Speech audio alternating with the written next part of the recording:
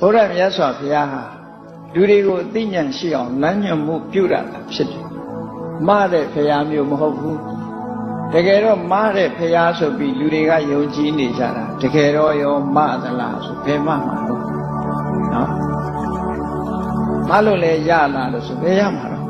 သူများမမနဲ့ကိုသားသမီးကိုမကြည့်ပါဘယ်ရမှာမရနိုင်ဘူး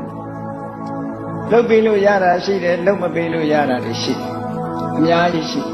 ဒါကြောင့်မို့လို့တရားဝါတွေဟာစုကြုံနှိမ့်မြင့်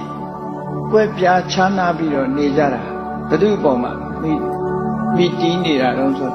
သူ့ရဲ့လှုပ်ဆောင်ချက်ပုံမှာမိတီးတရားဝါသီးသီးရဲ့လှုပ်ဆောင်ချက်တွေကိုကံတရားလို့ခေါ်တာကိုလှုပ်တာကိုယ့်ရဲ့ကံတရားပဲတချို့ကကံကောင်းမှုမျှော်လင့်နေတယ်လှုပ်တာကြတော့အကောင်းမလုပ်ချင်ဘူးနော်